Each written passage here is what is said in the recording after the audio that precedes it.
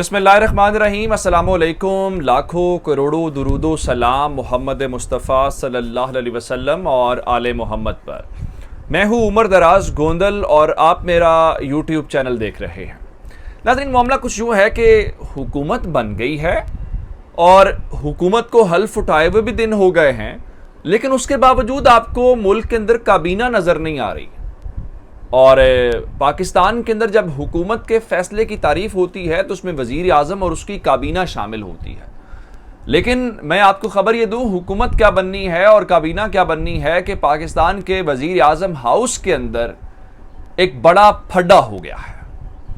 और फड्डा इन सब के दरमियान हुआ है और जिन मामलात के ऊपर हुआ है और जिसमें दो बड़ी शख्सियात का मेजर रोल है, और जो दोनों इमरान खान हुकूमत गिराने में सरे फहरिस्त थी, बस उनके हाथ एक दूसरे के गिरेबानों तक पहुंचने वाली बात है, क्योंकि ये मामला ही ऐसा है जिस पे कोई भी कंप्रोमाइज़ करने के लिए तैयार नहीं है।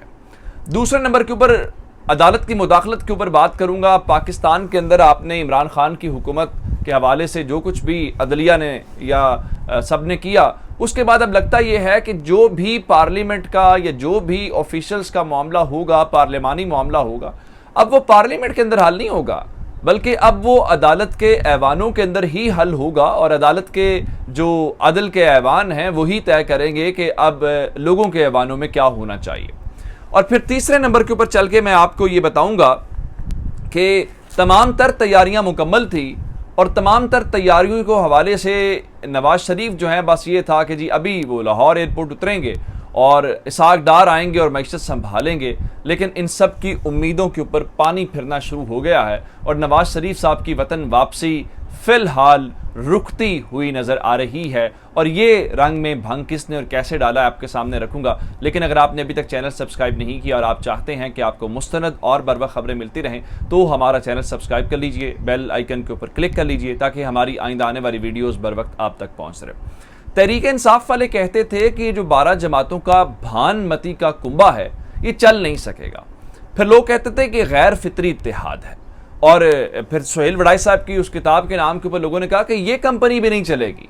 उसकी वजह यह थी कि ये सब लोग एक तो बुग़्ज़ इमरान में और इमरान खान की मुखालिफत में इकट्ठे हुए, दूसरा इनके पास कोई एजेंडा नहीं है।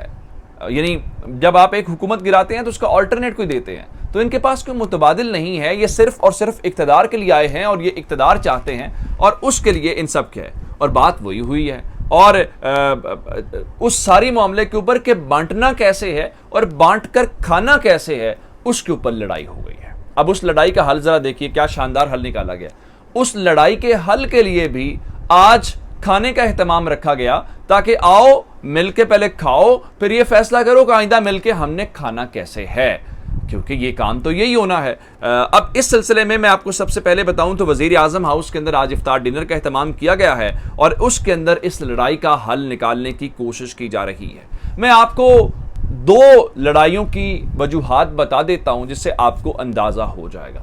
सबसे पहली बात यह है कि वजारतों के ऊपर फड्डा हो गया है। लोग कहते हैं कि हमें जो बाइख्तियार पावरफुल वजारतें हैं वो चाहिए। अब बाइख्तियार और पावरफुल वजारतों से पता क्या मुराद है? ऐसी वजारतें जहां पे ज़्यादा से ज़्यादा पैसा बनाया जाए। और फिर वो कहते हैं कि वजारतों के अंदर तयनातियाँ वज़ीर आज़म नहीं करेगा, यानी हर वज़ीर अपने महकमे का वज़ीर आज़म होना चाहिए, अफसर उनकी मर्जी के होने चाहिए, ब्यूरोक्रेसी मर्जी के काम उनके करेगी और उनको ही सिर्फ रिपोर्ट करेगी। वज़ीर आज़म उनकी वजारत के अंदर मुदाखलत नहीं करेगा। सबसे पहला फड्डा तो है ये।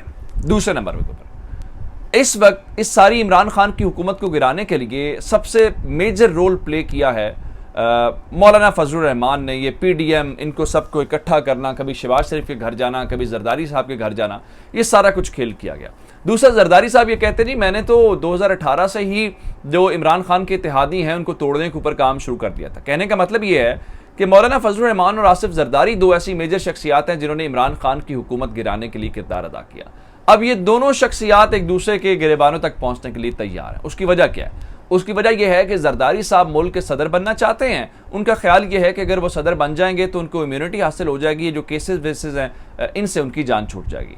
लेकिन दूसरी सूरत में चूंकि मौलाना फजलुर रहमान साहब हैं, वो इस वक्त इलेक्ट नहीं हुए और उनका ख्याल ये है कि अगर सदर बन जाएंगे अगले 5 साल उनके सिक्योर हो जाएंगे, क्योंकि इलेक्शन के अंदर क्या होता है उनको कोई पता नहीं है, क्योंकि आखिरी बार भी वो डेरा इस्माइल खान से हार गए थे। लेकिन ये सदारत वाला फड्डा जो पड़ा हुआ है, ये फड्डा इतना आसानी से हल नहीं होगा। उसकी वजह क्या है? उसकी वजह यह है कि जो नया सदर है वो जो है उसके लिए 2/3 मेजॉरिटी आपको फिलहाल चाहिए अगले सदर को हटाने के लिए, उसके बाद ही नए सदर का मौका आएगा। आप अंदाजा करें कि पिछले 4 दिन हो चुके हैं कि मुल्क के अंदर एक नई हुकूमत है, लेकिन उस हुकूमत की काबीना नहीं है।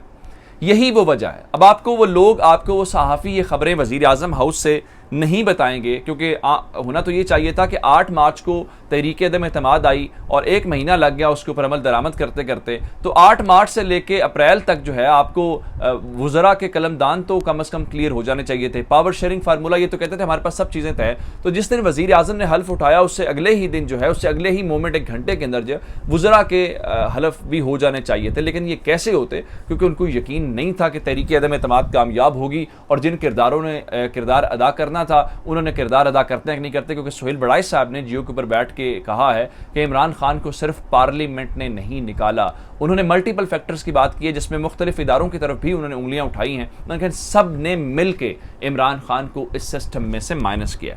अब आते हैं अदालत की मुदाखलत की तरफ। मैंने आपको खबर दी थी कि इस हफ्ते के अंदर, 1 हफ्ते के अंदर तहरीक इंसाफ के 2 वज़राए आज़म गए हैं, या पाकिस्तान के अंदर 2 वज़राए आज़म की छुट्टी हुई और दोनों ही न्याजी थे और दोनों ही तहरीक इंसाफ के थे। अब्दुल क़य्यूम न्याजी साहब जो आज़ाद कश्मीर के वज़ीर आज़म हैं, उन्होंने इस्तीफ़ा दिया। उनका इस्तीफ़ा सदर मुमलिकत ने मंजूर किया, जिसके बाद आज़ाद कश्मीर की असम्बली का आज इजलास, और आज के दिन वो चाहते थे कि वज़ीर आज़म का इंतखाब मुकम्मल कर लिया जाए। लेकिन आज़ाद कश्मीर की जो कोर्ट है उसने उस हवाले से आज की कार्रवाई को कल अदम करार दे दिया है, और अब वज़ीर आज़म का जो इंतखाब है वो आज के रोज़ नहीं होगा, बल्कि ये पीर के रोज़ होगा। यानी उसको आज की कार्रवाई को कल अदम करार दे दिया गया है। इसका मतलब है अदालत की मुदाखलत तो हुई है, और अब पाकिस्तान के अंदर जो तमाम पार्लिमानी उमूर है वो पार्लियामेंट के अंदर हल नहीं होंगे। ये प्रेसिडेंट ऐसा सेट हो गया है कि अब वो उन अदल के ऐवानों के अंदर डिस्कस होंगे जहां पे ये चीज़ें डिस्कस नहीं होनी चाहिए। अब आते हैं नवाज शरीफ की वापसी के ऊपर। नवाज शरीफ साहब की तबीयत भी बेहतर हो गई है, उनका प्लेटलेट्स का लेवल भी बेहतर हो गया है, और वतन वापसी की बातें भी शुरू हो गई। चूंकि उनका पासपोर्ट खत्म हो चुका है और हुकूमत ने तजदीद करने से इनकार किया था, तो नवाज शरीफ साहब के पासपोर्ट को लेकर शहबाज शरीफ ने लंदन में पाकिस्तान के हाई कमीशन को फौरी तौर पर हिदायत दी हैं कि ये दोनों मुअज़्ज़ज़ शख्सियात जो हैं, जो अदालत से सज़ा याफ्ता हैं और इसहाक डार तो मफरूर इश्तिहारी भी हैं, एब्सकॉन्डर हैं, तो इनको पाकिस्तान का सिफारती डिप्लोमेट जो पासपोर्ट है वो उनके हवाले किया जाए। अब ये दुनिया की एक मुनफरिद तारीख होगी कि आमतौर पे जो कन्विक्टेड शख्सियात होती हैं उनसे डिप्लोमेटिक पासपोर्ट विदड्रॉ किया जाता है, उनसे वापस लिया जाता है, लेकिन पाकिस्तान के अंदर तो इल्ला माशाल्लाह वो उन शख्सियात को नवाजा जाएगा। अब ये मामला भी अदालत के सामने उठा दिया गया है कि कम से कम पाकिस्तान के पासपोर्ट की इज्जत तो कर लो। अगर आपने किसी को हुकूमत देनी थी, लाना था, वो तो कर लिया, ठीक है, लेकिन ये सिलसिला तो नहीं होना चाहिए जिस पे अब वो जो दरख्वास्त है उसको काबिल समाअत करार दे दिया गया है और दरख्वास्त को समाअत के लिए मुकर्रर कर दिया गया है, जिसका मतलब ये है कि नवाज शरीफ साहब जो हैं वो डिप्लोमेटिक पासपोर्ट मिलते हुए तो नहीं आएंगे, और फिर शायद उनकी वतन वापसी जो है वो रुक जाए। आजकल आपको नवाज शरीफ ट्विटर के ऊपर या जलसों जुलूसों के ऊपर उतने मुतहरिक दिखाई नहीं देंगे। हाँ, अगर यही मरीम नवाज वज़ीर आज़म होती तो सूरत हाल थोड़ी सी अलग होती। दूसरी जानिब आप जी घड़ी का एक मामला कहता है जी वज़ीर आज़म ने तोशा खाना से घड़ी ली है, उसको फ़रोख्त कर दिया। एक बड़ा बुनियादी सवाल मैं आपके सामने रखना चाहता हूँ। अगर कानून मुझे ये कंसेशन देता है कि फ़लाँ शख्स फ़लाँ जगह से, मिसाल के तौर पे आपने देखा होगा कि रमज़ान बाज़ार होते हैं या कोई भी दुनिया के अंदर जो कंसेशन जो एज़ पर लॉ होती है, अगर वो कंसेशन ले ली जाए तो क्या वो गलत है? यानी वज़ीर आज़म को कानून ये अलाउ करता है कि तोशा खाना से वो कोई चीज़ भी ले सकते हैं अगर उन्होंने वो चीज़ ख़रीदी है। अब मेरी चीज़ होगी है, मैं बेचूं, मैं अपने पास रखूं, ये मेरी मर्जी। तो इसमें मेरा सवाल ये नहीं है, मेरा सवाल उन लोगों से सिर्फ ये है कि क्या मुल्क के वज़ीर आज़म ने कोई कानून की खिलाफ वर्जी की है?